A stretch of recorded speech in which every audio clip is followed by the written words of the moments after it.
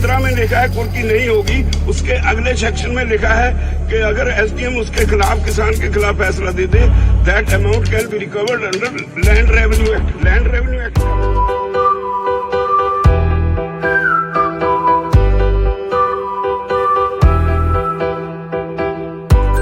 नमस्कार, मैं सुंदरम कुमार और आप द ट्रूथ देख रहे हैं। पिछले कुछ दिनों से सड़कों पर किसान उतरे हुए हैं। किसान जमकर आंदोलन कर रहे हैं, लेकिन ये आंदोलन किस लिए हो रहा है क्या आपको पता है? आपने टेलीविज़न पे रोज़ शाम के डिबेट में देखते हुए है कि अन्नदाताओं ने किया आंदोलन, सरकार के द्वारा जो कानून लाया गया है, नया कृषि कानून, उसको लेकर के लोग आंदोलन कर रहे हैं। बड़े बड़े एक्सपर्ट के साथ टीवी डिबेट में देखते हुए है कि न्यूज़ चैनल पे बैठे हुए हैं और वो लोग किसान के समर्थन में कुछ लोग बोलते हैं तो कुछ लोग उसका विरोध करते हैं। वास्तविकता क्या है? क्या हमने कभी कृषि कानूनों के बारे में जानने की कोशिश की? क्या आपने कभी जो नया कृषि कानून आया है उसके बारे में जानने की कोशिश की? अगर आप किसी चीज़ का समर्थन करते हैं या फिर खुला विरोध करते हैं तो सबसे पहले उसके बारे में जानकारी लेना एकदम आवश्यक है। चलिए बात करते हैं, जब संसद में नया कृषि कानून पास हुआ उसके बाद से जब किसान आंदोलन करने लगे। शुरू करते हैं ये जानते हुए कि नया कृषि कानून क्या है और जो सरकार तीनों बिल को लाई है वह क्या है। तो नया कृषि कानून 2020 कुछ इस प्रकार से है। इसमें 3 बिल को पारित किया गया। पहला बिल कुछ इस प्रकार से है।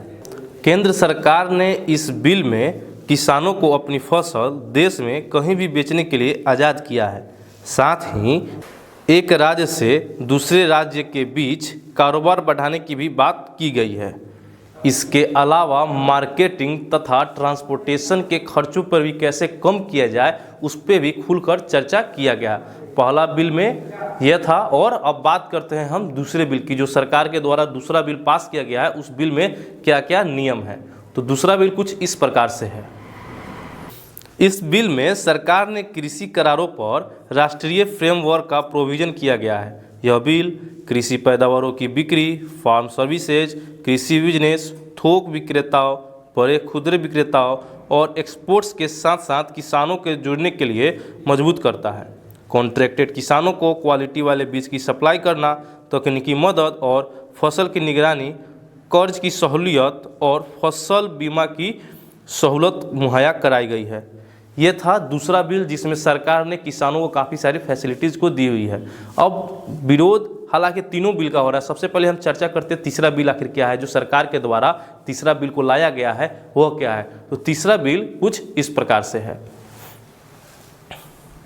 इस बिल में अनाज, दाल, तिलहन, खाने वाले तेल, आलू, प्याज को जरूरी चीज़ों की फरियत से हटाने का प्रोविज़न है।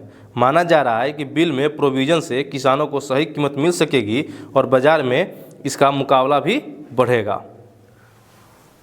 इन तीनों बिल में सरकार ने लिखित दिया है कि एमएसपी जो मिनिमम सपोर्ट प्राइस है इसे ख़त्म नहीं किया जाएगा। सरकार ने आश्वासन किसानों को दिया है, लेकिन फिर भी विरोधी जो हैं, जो विपक्ष में बैठे हैं, वो किसानों को किस प्रकार से अपने एजेंडा के तहत समझा रहे हैं ये समझ से परे है। अब हम बात करते हैं किसान आखिर विरोध क्यों कर रहे हैं।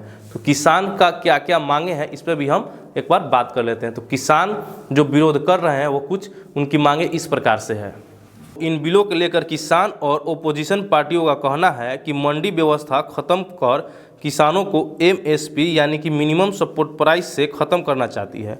यानी किसानों को डर है कि उन्हें उनकी फसलों पर मिलने वाला एमएसपी ख़त्म किया जा रहा है। हालांकि केंद्र सरकार ने साफ कहा है कि किसानों को एमएसपी का पूरी तरह से लाभ मिलेगा और वो महफूज रहेगा। ये था किसानों का प्रोटेस्ट करने का जो विपक्षी दल के द्वारा बनाया गया एजेंडा।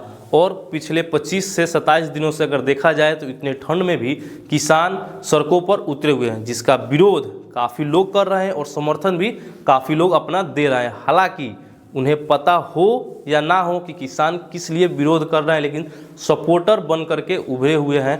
पहले का आंदोलन कुछ अजीबो तरीके से होता था, लेकिन आज के आंदोलन में सीधे सीधे सड़क को जाम कर दिया जाता है। वहाँ पे रहने के लिए राशन पानी सब चीज़ का कहा जा रहा है कि किसान 6 महीने तक के राशन को लेकर के सड़कों पर बैठे हुए हैं। हालांकि मेरा व्यक्तिगत यह कहना है कि अन्नदाताओं को अगर किसी चीज़ को परेशानी है तो सरकार को सुननी चाहिए। सरकार भी ने भी सुना, 3 बार 4 बार किसानों की और सरकारों की मीटिंग भी कराई गई, जिसमें किसान साफ मानने से इनकार कर रहे हैं। वो बोल रहे हैं कि हमें लिखित आश्वासन मिले कि सरकार के द्वारा जो एमएसपी हटाने की बात की गई है वो नहीं हटेगी। हालांकि एमएसपी के बारे में सरकार ने भी कहा है कि एमएसपी आपकी बरकरार रहेगी। चलिए अब एक बार नज़र डाल लेते हैं कि किसान के ने किन 5 चीज़ों को अपने मांगों में रखा है, प्रमुख 5 चीज़ें। एक बार इस पर भी नज़र डाल लेते हैं। किसानों का पहला मांग है तीनों कृषि कानून वापस लिए जाए। दूसरा मांग है एमएसपी पर लिखित आश्वासन मिले। तीसरा मांग है किसान केंद्र सरकार के बिजली कानून 2003 की जगह लाए गए बिजली बिल का 2020 विरोध कर रहे हैं। प्रदर्शनकारियों का आरोप है कि इस बिल के जरिए बिजली वितरण प्रणाली का निजीकरण किया जा रहा है। इस बिल से किसानों को सब्सिडी या फ्री बिजली सप्लाई की सुविधा खत्म हो जाएगी। उनकी चौथी मांग है प्रदूषण पर अध्यादेश पर किसानों की मांग एक प्रावधान को लेकर है, जिसके तहत खेती का अवशेष जलाने पर किसान को 5 साल की जेल और 1 करोड़ रुपए तक का जुर्माना हो सकता है। आखिरी मांग प्रदर्शनकारी जो हैं वो यह भी चाहते हैं कि पंजाब में पराली जलाने के चार्ज लगाकर गिरफ्तार किए गए किसानों को छोड़ा जाए। ये थी किसानों की 5 प्रमुख मांगें। अब देखना होगा कि किसान कब तक सड़कों पर डटे हुए हैं और कब तक सड़कों पर डटे हुए रहेंगे। हालांकि सरकार के द्वारा लिखित आश्वासन तो दिया जा रहा है, लेकिन फिर भी किसान मानने को तैयार नहीं। अब देखना होगा कि इस पर भी राजनीति काफ़ी गर्मा गई है। अब विपक्षी दल कितना किसानों को अपने बारे में बताएंगे कि इससे फ़ायदा क्या है और नुकसान क्या है, और सरकार कितना समझाएगी, यह भी देखना लाजमी होगा। देखते रहिए द ट्रूथ, आपको हम आगे का अपडेट देते रहेंगे।